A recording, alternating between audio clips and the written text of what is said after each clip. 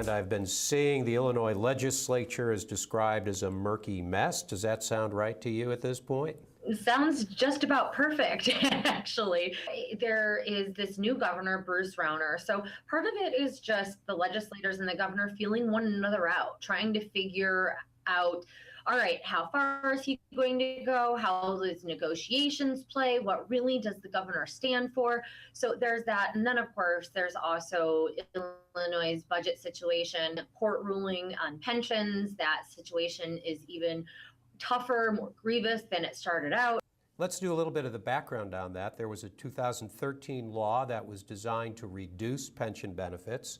Supreme Court said, no, you can't do that. That was part of the deal, right? That was, the Supreme Court not only said you can't do this law, they went really pretty darn far, scolding the legislature for even attempting to reduce benefits and pointing to a clause in the state constitution. So it was really a scathing 38-page opinion.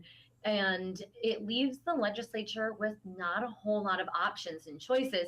Of course, Illinois has $100 billion in unfunded pension liability.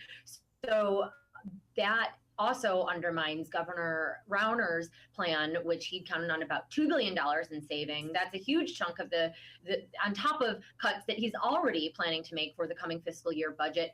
It really is this big mess. And, you talk to some union members that are celebrating this. They say, we didn't do anything wrong. Our benefits are protected. Hooray. And on the other hand, legislators, some of them I talk to, honestly, like teary because they don't know what it leaves situation in the city of Chicago as well. A couple of things. Yeah. Metro East watches the gambling legislation. Horse racing and the gambling boats. Anything you think going to move on that this year? That may be one of the areas where you could place a bet, get a return on your money, because again, Illinois just needs revenue at a time when taxes are still a dirty word. No politician likes to go there. Gambling, kind of one of those sin user taxes that there is some openness to. The governor himself says that he's no fan of gambling personally, but he wouldn't stand in its way if there's an agreement and it's well thought out. The General Assembly has passed several gambling packages before that would allow for 5 new casinos, and also it would allow for gambling at horse race tracks. Of course, the existing casinos, so the Casino Queen, no big fan of that, but Fairmount wants it. It's a lot of those sort of discussions that could hinder a deal this time around. But again, when Illinois is looking for revenue, if the governor is going to say no to taxes, this may be a way it could actually get through.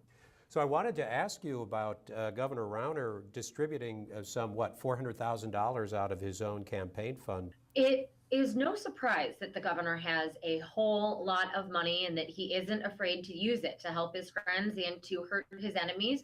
He ran for office saying that. That's how he got elected. And even before he was inaugurated, he had $20 million in his campaign fund for just that use. What did raise a lot of eyebrows was the timing. It came as the Illinois legislature took up a controversial vote on right to work, something that unions are really fighting against. It wasn't actually the governor's legislation, so Republicans were really wary. It gets kind of messy there. Again, that murky mess. At the same time as those checks from Rauner were going out, the speaker had a huge fundraiser where he collected some thousands and thousands of dollars himself. So Missouri is wrapped up. Illinois got another week. I don't know if they've got a week's worth of actual work to be done, if we'll see a lot more, but it'll be a busy week for you. Amanda Vinicky, State House reporter for Illinois Public Radio. Thanks again for joining us on Stay Tuned.